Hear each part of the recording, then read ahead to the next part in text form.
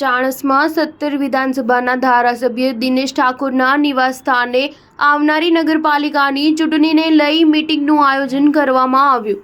આ કાર્યક્રમમાં નગરપાલિકાના પૂર્વ કોર્પોરેટર નગરપાલિકા પ્રમુખ પદની ચૂંટણીમાં પ્રમુખ પદ માટે ભાજપ સામે બળવો કરી ઉમેદવારી નોંધાવી હતી, ત્યારે પ્રફુલ્લ પરમાર માત્ર એક મતથી હારી ગયા હતા। ત્યારબાદ કોંગ્રેસમાં જોડાયા। જ્યારે આજે દિનેશ ઠાકોરના નિવાસસ્થાને જોડાયેલ મીટિંગમાં એક વિડીયો વાયરલ થયો। એમાં પ્રફુલ્લ પરમાર દ્વારા જણાવવામાં આવ્યું કે અગાઉ સ્થાનિક ચૂંટણીઓમાં ક્યાંય કોંગ્રેસ નથી અને લોકો ડરપોક છે તેવું પણ જણાવ્યું હતું। વધુમાં જણાવ્યું હતું કે હારીજ નગરપાલિકાના તમામ હંગામી કર્મચારીઓને કોંગ્રેસ જીતશે તો છૂટા કરવામાં આવશે। જાહેરમાં નિવેદન આપતો વિડીયો વાયરલ થયો છે। નગરપાલિકા કોર્પોરેશન ડોક્ટર ભગવાનભાઈ પટેલે જણાવ્યું કે પાલિકા લોકોના પ્રશ્નોની વાત સાંભળતું જ નથી। Star news 7 Harij.